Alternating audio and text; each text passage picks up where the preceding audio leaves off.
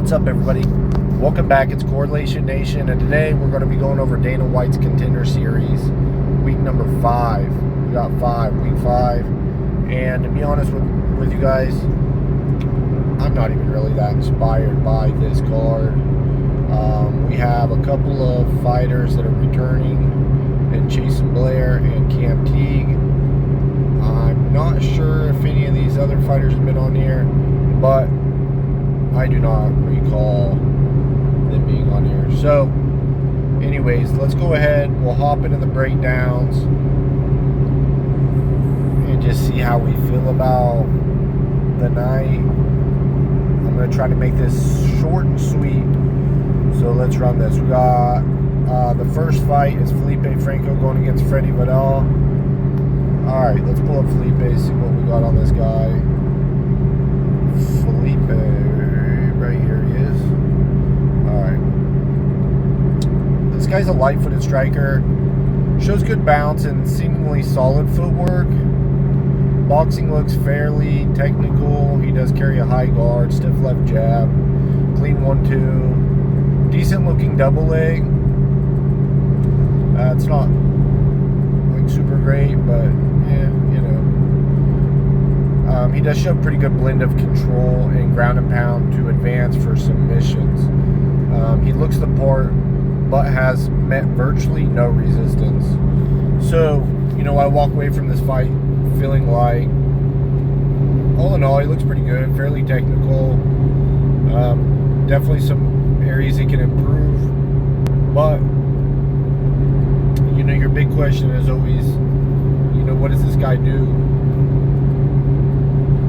when he does meet resistance? You know, this is a critical part of breaking down a fighter, and so this is something that we haven't seen with this guy. Therefore, it just leaves questions. There's a lot of unknowns, but we can only go based off what we've seen. And I think he looks the part. He looks pretty good. You know, I wasn't absolutely wowed by him, but I do think he looks pretty good. And on the other side of him, we got Freddie Vidal, or Vidal, or however you pronounce his name. And this guy, let's pull him up on Tapology just real quick. This guy has only 3 professional fights. You know, we don't really have a ton to go by on this fighter. Let's see what his amateur, you know, 5 amateur fights. It kind of expedited 2022, you know, went pro by 2023. Actually didn't get a fight until 2024. Now let's look at the notes on him.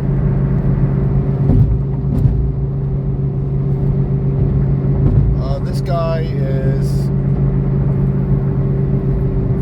flat-footed pressure striker, decent kicks from range, nothing special. Boxing looks undeveloped, seems to have some wrestling ability with a bit of grappling, but it's not overly impressive.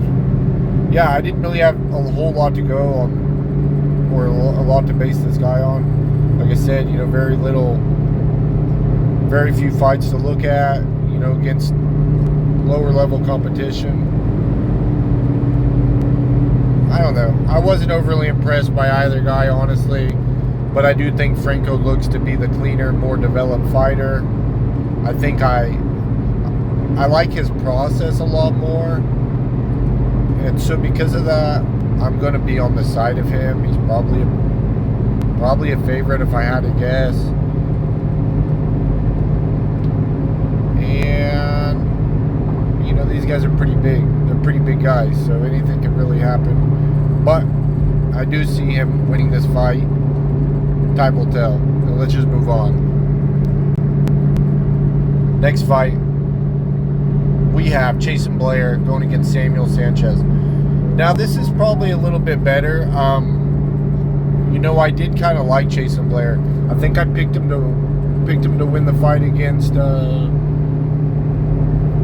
did he fight? I'm trying to remember who he fought.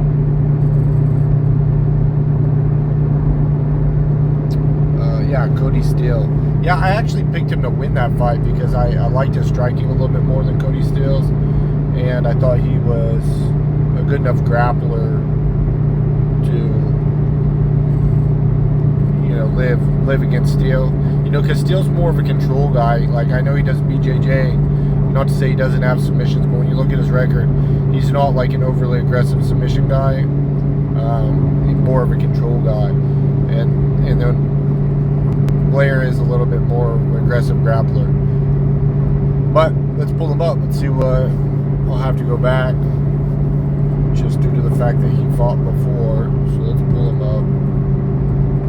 Let's see. Text contains. Alright, Blair. Let's see if we can find this guy. Alright, Jason Blair. I had notes on him. I somewhat updated him. But anyways, light-footed striker, shows good bounce with solid movement, footwork, kind of. Boxing is quite loose. He does throw hard. His guard, not great. He carries his hands a bit low and tends to enter the pocket with them out of position. He has a decent lead right low kick, and he does have some wrestling ability. He uses his, you know, body lock throws.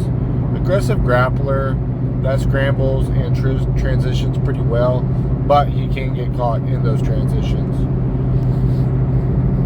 You know, I think Blair's a pretty solid fighter, probably UFC level.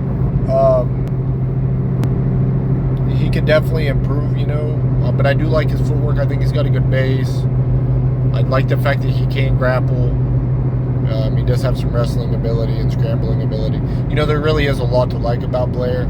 He just has a few lapses, so he does have a few holes. You know, he can clean up his guard and straighten up his punches just a bit. And the other part would be, you know, just try to be a little bit more careful on the ground. But all in all, he's not he's not a bad grappler. He's gonna do better than most. I just think that you have to be realistic in the fact that this guy can be outclassed by like really, really high level grapplers. So let's pull up his opponent. I think Samuel Sanchez. Alright.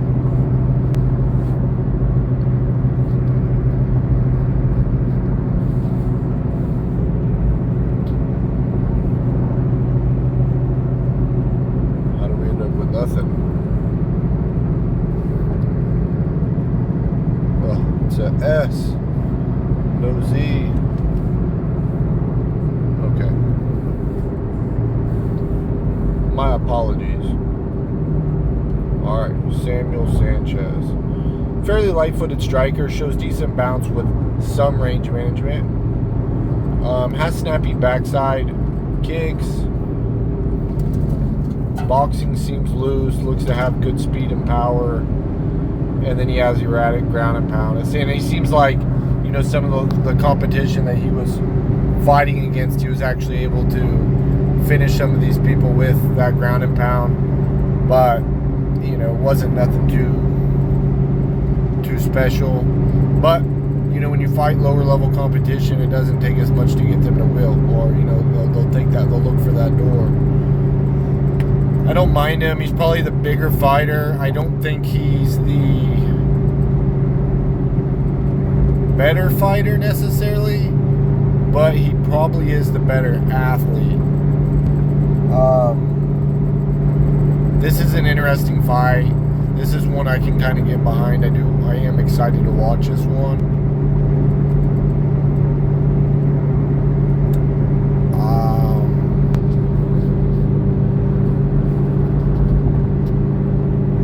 I'm gonna go with Blair. I think Blair can do it.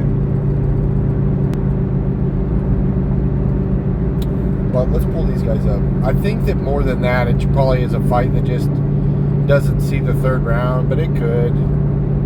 I just don't think Sanchez is that well versed on the ground. I mean, he is from Brazil, so you'd think he is. Maybe he is, but you know, one win versus one loss to submission. actually had. Yeah, it doesn't even say, just a round 1 submission. I don't know. This guy's mostly been just can crushing, fought Santos in his last bout. He was 17-5, which looks okay, but most of these guys aren't very good, just to be realistic about it. And then Blair's been fighting the much better competition over in Cage Warriors. Fought on Contender Series once already. Only 26 years old. And he's fought some pretty good guys. Knocked out once, submitted once, and 1 decision loss. So he can lose each and every type of way you can imagine.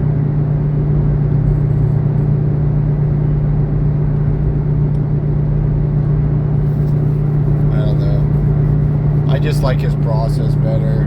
And then the fact that he only been in decision once makes me feel better about, the fight just not going to the cards. And that's probably the most likely scenario in this fight. But I'm going to lean with Blair, and let's move on. We got Cam Teague, another guy that's coming back for another try at the Contender Series, and he's going against Larian Douglas. So this is another one that's pretty good. Cam Teague's really not a bad fighter himself. Kind of like him. And Larian Douglas, this guy's record doesn't look all that shiny, with a 12-5. But when you watch film of him, offensively he's pretty solid. He looks like a pretty good fighter. There is a lot to like about him. Now, I probably should have dug a little bit deeper into his tape, kind of looked a little bit more about his losses, so I'll be interested to see what other people have to say and just how this fight turns out overall. But, this is a good match. So let's look at Cam Teague.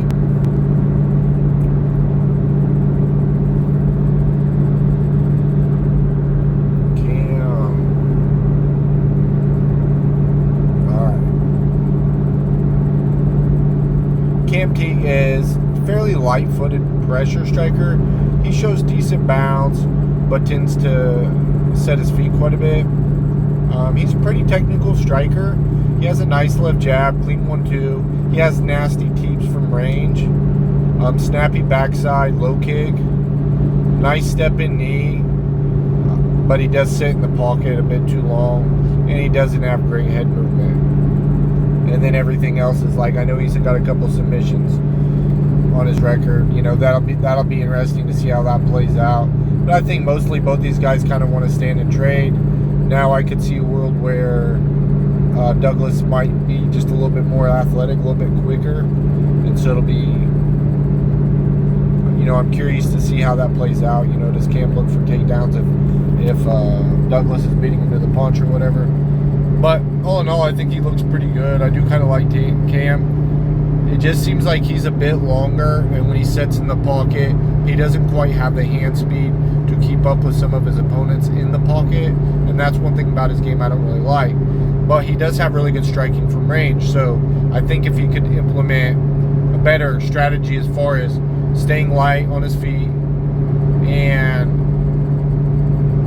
using those teeps a little bit. I mean, he uses them a lot, but I think he needs to understand that that's where he's at his best, especially as he moves up in competition. That's where he's at his best, is that range, so he needs to try to maintain that range a little bit better. And then, so we'll see how that fight goes. But let's pull up Douglas real quick.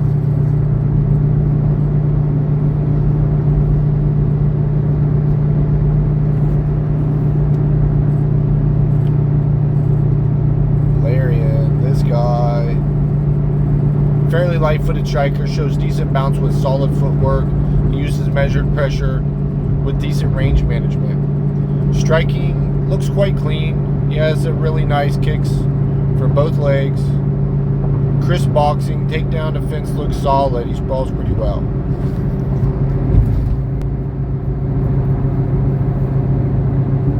That'd be a good one.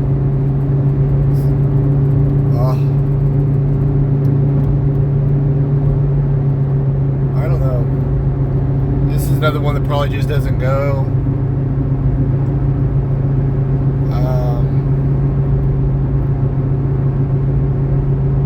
major questions on these guys. Just, like I said, with Douglas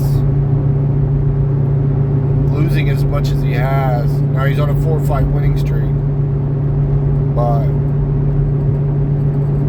it makes you wonder what he does when adversity comes knocking on the door. So I think he looks like the more kind of like explosive striker, all in all.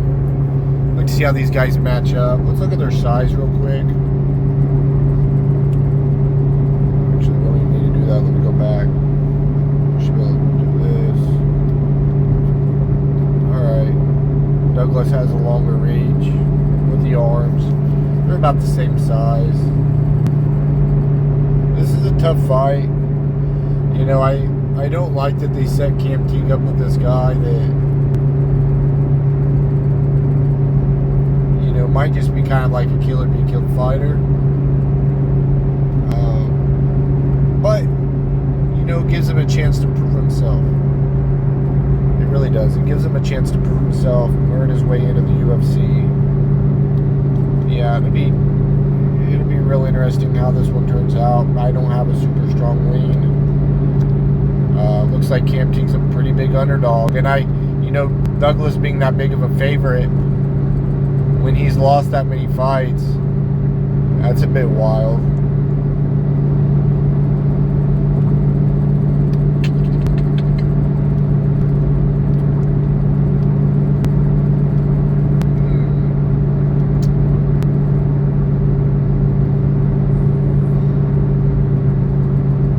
Did he miss weight?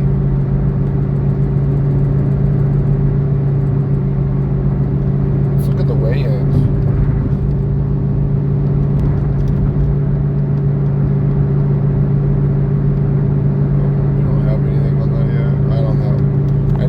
Maybe he missed weight. I don't know. It's showing he missed his, unless that was a catch weight. Might have been a catch weight. Oh.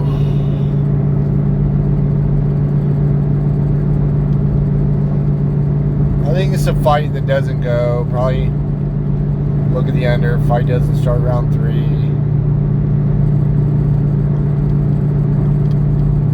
He's got 6 knockouts on his record. Up.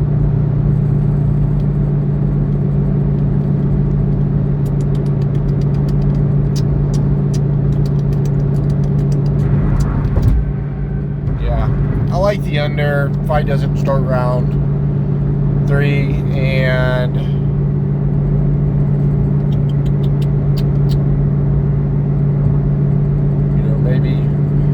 maybe fight ends in KO.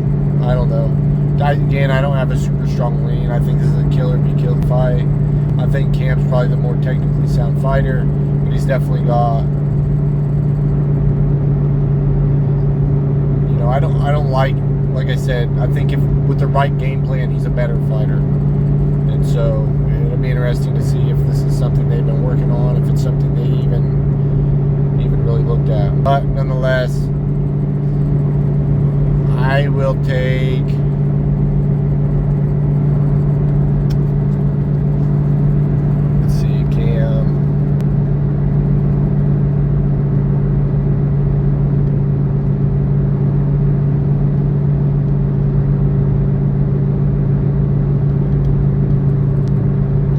I'll take Cam just for the sake of the pick, but like I said, no real confidence in that.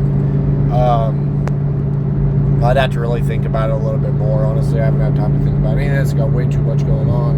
I'm going to take Cam, but I really just like the fight ends in KO, doesn't start round 3, and under 1.5. That's how I'm going to be looking at it, and we're going to move on to the next bout. The next one, we have 2 women. We got Chanel Dyer going against Carol Foro. Now, both of these ladies have fought in like reasonably higher competition level than some of these other fighters. Dyer's been fighting in the PFL, I think championship series or whatever. And Carol, let's see what she's fought in. I think she's fought in UAE. She's fought, let's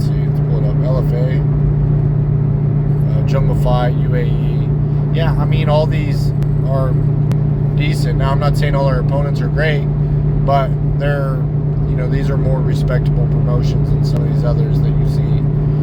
So she's, I wouldn't say proven, but somewhat proven, right? Her record's not just a huge gimmick. And same thing with Dyer. So let's pull up the breakdowns. Let's pull up their notes on these two ladies. We'll start with Dyer.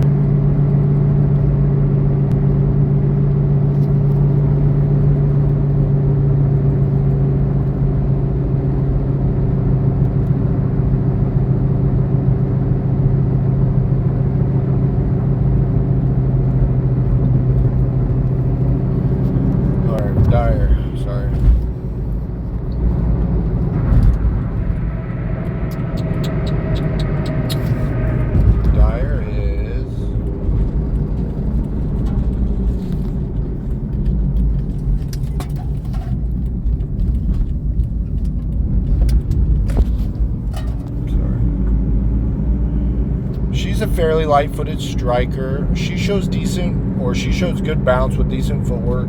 She does tend to be pretty front-loaded. One thing I'll mention real quick before I go into the notes even further is I do feel like, or at least something I felt like I was picking up on, was that, early in the fight, she seems a little bit more stationary, like she's easier to get to, easier to hit. But after she's been hit a few times, it seems like her range management actually improves a little bit. So I do think that's worth mentioning. She's a technical striker with a kick-heavy attack. She has very snappy kicks, doesn't have good head movement. Takedown defense seems decent enough. She has a decent sprawl, and she will dig underhooks, and she will even use knees from that position. So, you kind of know what you're getting. She's more of a kickboxer, real kick-heavy attack, blah, blah, blah, blah, blah. And then on the other side, let's pull her up.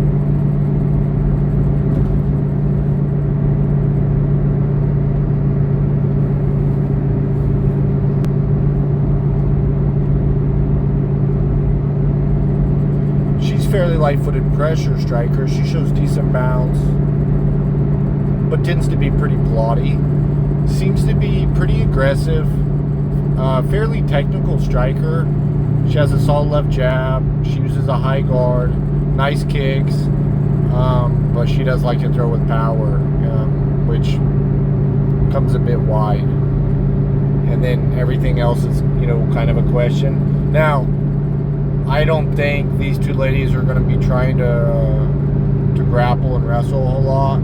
I do think that mostly this will be on the feet, but you never really know. It'll be really, really interesting.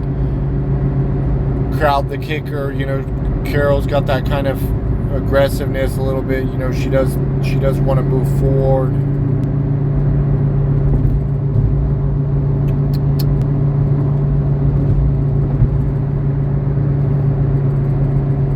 I don't know. I'm going to go with the more technical striker in this.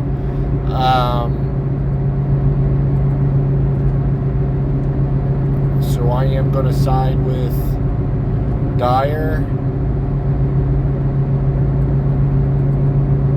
I don't know, but if Carol's willing to grapple, I could see her getting it. Honestly, she could get it on the feet too. I just don't think that's going to happen. I really don't think that Carol's going to be able to show her anything she hasn't already seen. So I'm going to side with Dyer. And that's that. I don't know.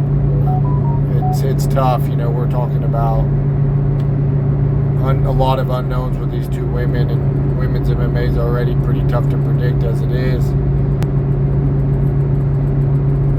One of the things I would point out, even with Carol, is when we come over to her Tapology and we look at her, get a little bit more in-depth look at her, we see that I think she has quite a few knockouts. Yeah, 6 6 of her 8 wins are knockouts, and maybe she's the real deal. Maybe she's got that power, but there's also a chance that these women are just wilting and haven't fought competition as high as her, which is probably fairly likely.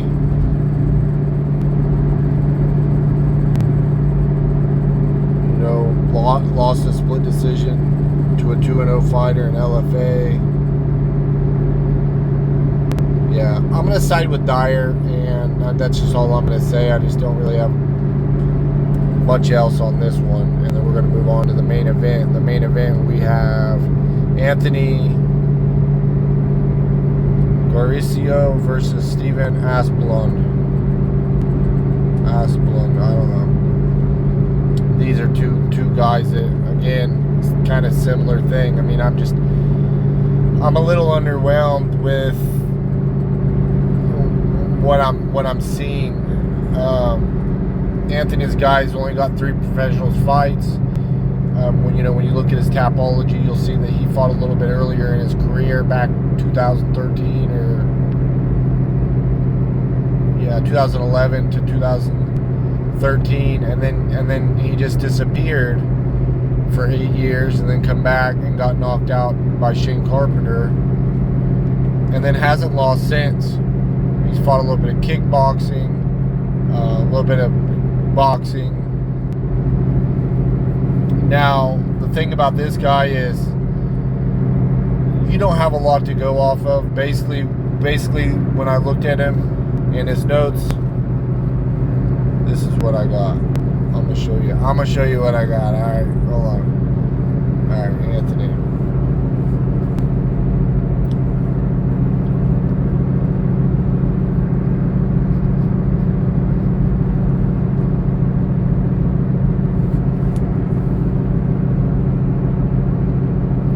Ain't much. Okay, just get that out of the way. This guy's a plodding pressure striker. He uses measured pressure and has decent footwork, decent left jab to set up his overhand right, and you just have a lot of questions outside of that. I don't know what this guy is. You don't have a ton to go off outside of that. So it seems this guy, I mean, they're heavyweights, right? So when you get to this level, most of these guys got power.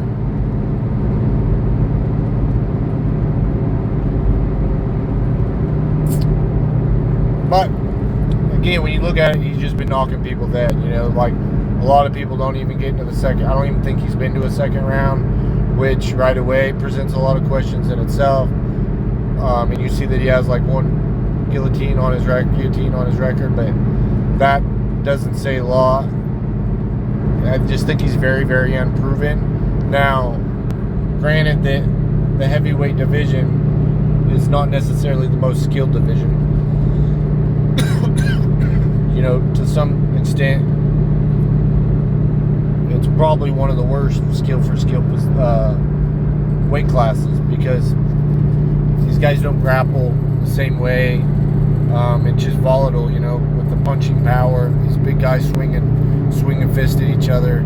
It's really, really hard to predict unless you have a guy that can implement great defensive strategy, footwork, head movement, guard, and just have good striking, or aggressive wrestling, getting people down to the ground and maul you. I don't know.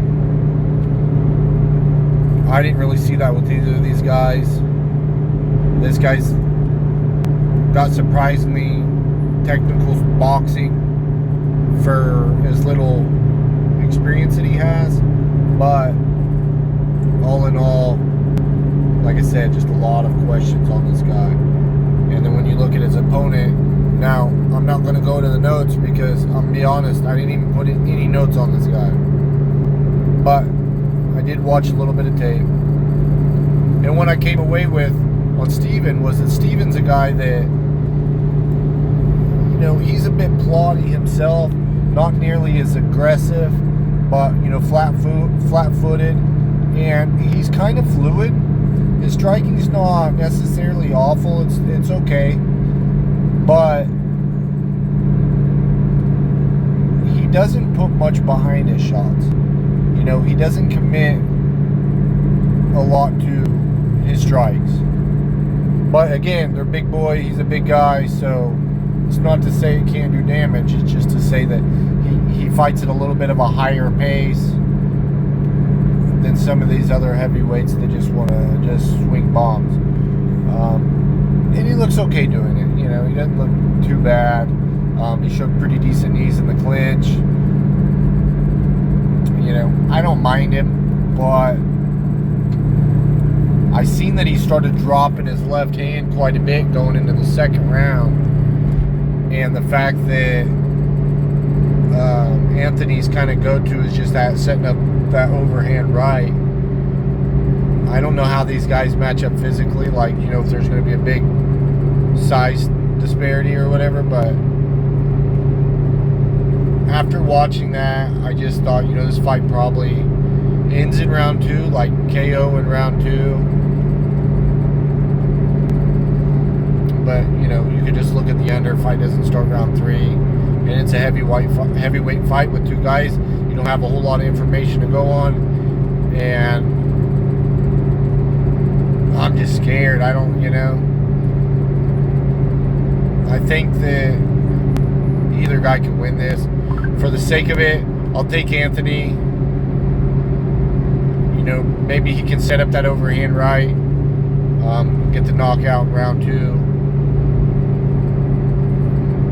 But, you know, you'd be crazy to think that, like, if you're super, super confident in that, I don't know. Best of luck to you. I'm going to get out of here, guys. Good luck. Peace out.